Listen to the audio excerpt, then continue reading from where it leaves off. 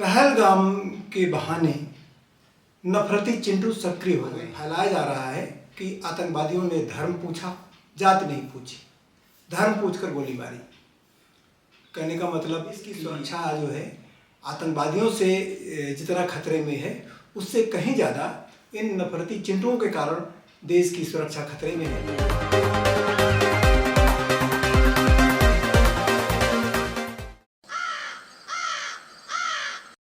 नमस्कार, स्वागत है आपका। आप देख रहे हैं इन्फो पोस्ट न्यूज़। मैं हूं श्रीकांत सिंह। पहलगाम में आतंकी हमला आज बहुत ही बड़ी चर्चा का विषय बन गया है।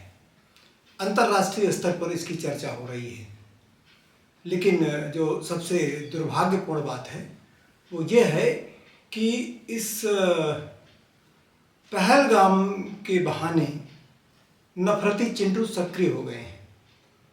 वे अलग अलग प्लेटफॉर्म पर, चाहे एक्स हो, फेसबुक हो, हर जगह पर इस बुरी स्थिति का फायदा उठा रहे हैं। इस आपदा में संभावना ढूंढ रहे हैं, आपदा में अवसर ढूंढ रहे हैं और वो अपनी राजनीति चमकाने के लिए, केंद्र की सत्ता का समर्थन करने के लिए इसी बहाने नफरत फैलाने में लग गए हैं। ये आतंकी हमले से कहीं ज़्यादा बड़ी चिंता का विषय है। कहा जा रहा है कि बार बार इस बात को समाज में फैलाया जा रहा है कि आतंकवादियों ने धर्म पूछा, जात नहीं पूछी, धर्म पूछकर गोली मारी। कहने का मतलब कि जो काम आतंकवादी कर रहे हैं वही काम नफरती चिंटू करने में लगे हुए हैं। आतंकवादी मान लीजिए कि अगर कहा भी धर्म पूछ करके गोली मारी तो वो चाहते क्या हैं? वो चाहते हैं कि भारत में नफरत फैले और अलग अलग समुदायों में संघर्ष बढ़े और जिससे देश कमज़ोर हो। वही आतंकवादियों वाला काम नफरती चिंटू करने में लगे हुए हैं। ऐसे में जो आतंकी हमला हुआ है वो बहुत ही दुखद और चिंता का विषय है। चिंता से ज़्यादा दुर्भाग्यपूर्ण देश की सुरक्षा से है। देश की सुरक्षा जो है आतंकवादियों से जितना खतरे में है उससे कहीं ज़्यादा इन नफरती चिंटुओं के कारण देश की सुरक्षा खतरे में है। देश का ताना बाना खतरे में है। अगर ये मान लिया जाए कि आतंकवादी या जिहादी लोग ये सब कर रहे हैं तो ये सवाल उठता है कि आखिर अजीत डोभाल क्या कर रहे थे? आलू छील रहे थे। हमारी सुरक्षा की जिम्मेदारी उन पर है। लाखों करोड़ों रुपए ले रहे हैं टैक्स पेयर का, तो वो इस बारे में उन्हें क्या पता नहीं था? अगर इस बारे में उन्हें पता नहीं था तो ये दुर्भाग्यपूर्ण है। लेकिन अगर पता था और तो भी अगर ये घटना हो गई तो बहुत ही ज़्यादा दुर्भाग्यपूर्ण है। और अब जो राजनीति शुरू हुई है, जो नफरत फैलाने की राजनीति शुरू हुई है और पहलगाम के बहाने जो ध्रुवीकरण का प्रयास किया जा रहा है, हिंदू मुस्लिम करने की कोशिश की जा रही है, ये कहीं ज़्यादा दुर्भाग्यपूर्ण है। आतंकी हमले से भी कहीं ज़्यादा दुर्भाग्यपूर्ण है। जिनके लोग मारे गए हैं, जिन्होंने अपनों को खोया है, उनके दुख दर्द की किसी को परवाह नहीं है। परवाह है तो राजनीति सीधा करने की परवाह है। अपना उल्लू सीधा करने में लोग लगे हुए हैं और ये जो है देश के लिए बहुत ही दुर्भाग्यपूर्ण बात है।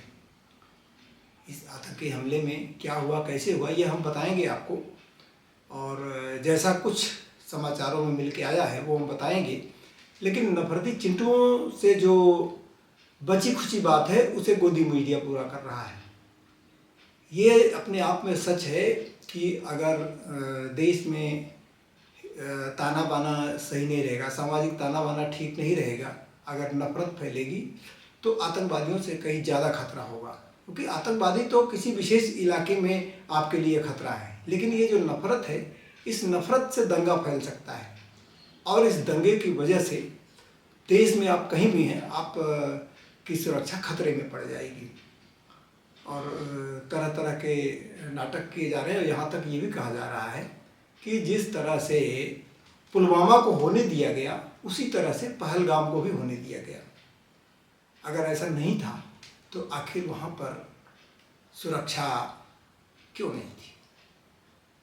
सरकार को पता था, सुरक्षा एजेंसियों को पता था कि ये घूमने का समय है, पर्यटन का समय है और लोग वहाँ जाएंगे। इसके बावजूद वहाँ पर सुरक्षा बलों को तैनात क्यों नहीं किया गया था? सुरक्षा बलों की नामौजूदगी का फायदा उठा करके आतंकवादियों ने अपने काम को अंजाम दिया है। तो ये जो बातें फैलाई जा रही हैं कि धर्म पूछ कर गोली मारी, ये किया वो किया, ये बाद की बातें हैं। सबसे बड़ी बात यह है कि इस देश के सामाजिक ताने बाने को न बिगड़ने दिया जाए। ऐसे प्रचार न किए जाए कि जिससे समाज का ताना बाना बिगड़े। और यह दुर्भाग्यपूर्ण है कि ऐसे ही प्रचार किए जा रहे हैं जिससे कि देश का ताना बाना बिगड़े। वहाँ पहलगाम बहुत ही अच्छा पर्यटन स्थल है और वहाँ पर पूरी दुनिया के लोग आकर्षित होते हैं और वहाँ आते हैं लोग पर्यटन करने के लिए। लेकिन इस घटना ने जम्मू कश्मीर के पर्यटन उद्योग को बहुत बड़ा झटका दिया है। वहाँ के लोग रो रहे हैं, विरोध कर रहे हैं, प्रदर्शन कर रहे हैं कि आखिर उनकी रोजी रोटी अब छिन रही है। वहाँ से सबको निकाल दिया गया है, सील कर दिया गया है। इस आतंकी घटना के कारण उस पूरे इलाकों को सील कर दिया गया है और जिससे पर्यटन बिल्कुल थम सा गया है। और इसका सबसे बड़ा नुकसान देश के राजस्व को होगा, क्योंकि लोग जाते हैं। पर्यटन जम्मू कश्मीर का एक बहुत बड़ा व्यवसाय है। वो पहलगाम तो बहुत अच्छा पर्यटन स्थल है। वहाँ बहुत सुंदर सुंदर बड़े बड़े घास के मैदान हैं जहाँ पर लोग सुकून के पल बिताने के लिए जाते हैं। लेकिन इस घटना ने इतना झटका दिया है पर्यटन उद्योग को कि वो सारा कुछ जो लोगों ने उम्मीद लगाई थी कि इस समय अच्छी खासी कमाई कर लेंगे, लेकिन उनके कमाई को झटका लगा है और उसका कहीं न कहीं हमारी देश की अर्थव्यवस्था पर असर पड़ा है और हमारी छवि बिगड़ी है, पूरी दुनिया में छवि बिगड़ी है। यही वजह है कि डोनाल्ड ट्रंप और तमाम देश के लोग आतंकवाद से लड़ने के लिए जो है भारत का समर्थन कर रहे हैं। लेकिन भारत के अंदर क्या हो रहा है? यहाँ तो सामाजिक ताने बाने को बिगाड़ने की कोशिश की जा रही है और सामाजिक ताना बाना बिगड़ेगा तो आतंकी हमले के बाद आशंका जताई जा रही है कि आतंकी हमले के बाद दंगे फैल सकते हैं, आपस में लोग संघर्ष कर सकते हैं और गृह युद्ध जैसी स्थिति पैदा हो सकती है। इसलिए इस समय ज़रूरत है कि सामाजिक ताने बाने को न बिगड़ने दिया जाए, लोगों को पॉजिटिव संदेश दिया जाए, न कि नफरत फैलाने वाले संदेश दिए जाए। हम देखते हैं कि वहाँ पर क्या कुछ हुआ, कैसे हुआ, उस पर भी हम आगे चर्चा करते हैं और आपको बताते हैं कि वहाँ पे कैसे क्या हुआ और किस तरह से वहाँ पे सुरक्षा बल नहीं थे और किस तरीके से आतंकवादी गोलियां बरसाकर वहाँ से भाग निकलने में कामयाब हुए। पूरी खबर आपको बताएंगे जिससे आपको पता चलेगा कि किस कदर सुरक्षा व्यवस्था में ढील दी गई। ठीक उसी तरह से जैसे पुलवामा को होने दिया गया, ठीक उसी प्रकार से पहलगाम को भी होने दिया गया। कश्मीर के अनंतनाग जिले के पहलगाम में मंगलवार को हुए भयावह आतंकी हमले ने पूरे देश को झकझोर कर रख दिया है। हमले में 26 लोगों की मौत हुई है और 17 लोग घायल भी हुए हैं। हमले के शिकार हुए अधिकतर लोग पर्यटक थे जो अपने परिवारों के साथ मिनी स्विट्जरलैंड कहे जाने वाले वायसरन घूमने गए थे। यह 2019 के पुलवामा आतंकी हमले के बाद सबसे बड़ा हमला है। हमला ऐसे वक्त हुआ जब पीएम मोदी देश से बाहर थे और अमेरिका के उपराष्ट्रपति जेडी वेंस भारत दौरे पर हैं। पहलगाम की वायसरन घाटी में मंगलवार दोपहर करीब 3 बजे आतंकियों ने पर्यटकों पर अंधाधुंध गोलियां बरसाकर कम से कम 26 लोगों को मार डाला। ये आतंकी सेना की वर्दी में आए थे। कहा जा रहा है कि आतंकियों ने पर्यटकों से पहले उनका धर्म पूछा, परिचय पत्र देखे और फिर हिंदू हो कहकर गोली मार दी। लेकिन इस बात पर संदेह भी जताया जा रहा है। 26 मृतकों में ज़्यादातर पर्यटक हैं, जिनमें 2 विदेशी और 2 स्थानीय नागरिक बताए जा रहे हैं। फरवरी 2019 में पुलवामा में हुए हमले के बाद से जम्मू कश्मीर में यह सबसे बड़ा आतंकी हमला है। प्रत्यक्षदर्शियों के मुताबिक मंगलवार दोपहर करीब 3 बजे वायसरन घाटी के घास के मैदान में आतंकी घुसाए और खाने पीने की दुकानों के आसपास घूम रहे, टट्टू की सवारी कर रहे पर्यटकों पर ताबड़तोड़ गोलीबारी शुरू कर दी। इस कायराना हमले की जिम्मेदारी पाकिस्तानी आतंकी संगठन लश्कर तैयबा से जुड़े गुट द रेजिडेंट्स फ्रंट TRF ने ली है। खुफिया एजेंसियों से जुड़े सूत्रों के मुताबिक इस हमले का मास्टरमाइंड लश्कर तैयबा का डिप्टी चीफ सैफुल्लाह खालिद है।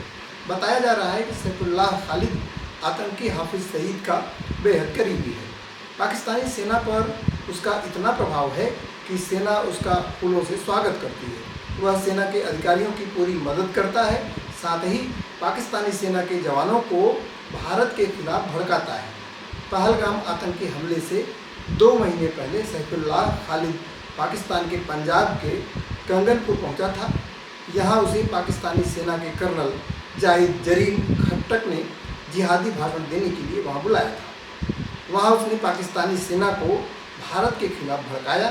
जम्मू कश्मीर में लश्कर और TRF की आतंकी गतिविधियाँ जम्मू कश्मीर में लश्कर और TRF की आतंकी गतिविधियों को वही अंजाम दे रहा है।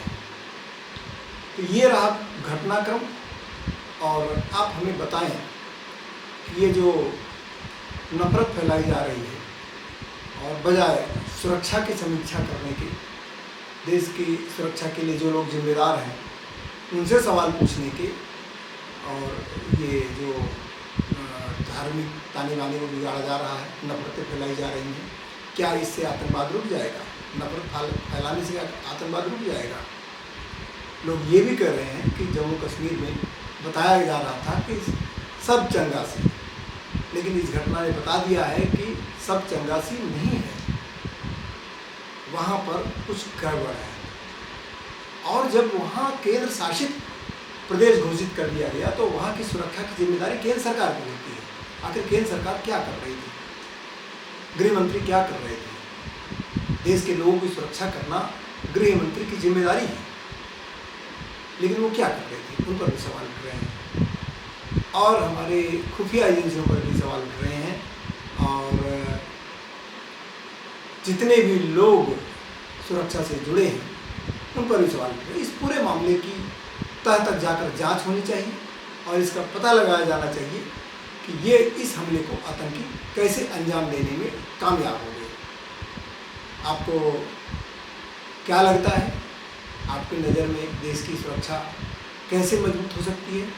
इस पर अगर आप अपने विचार रखना चाहें तो कमेंट करके हमें बता सकते हैं, हम आपके कमेंट को प्रकाशित करेंगे। अभी आज के लिए इतना ही। आप देखते रहें इंफोपोस्ट न्यूज़। नमस्कार।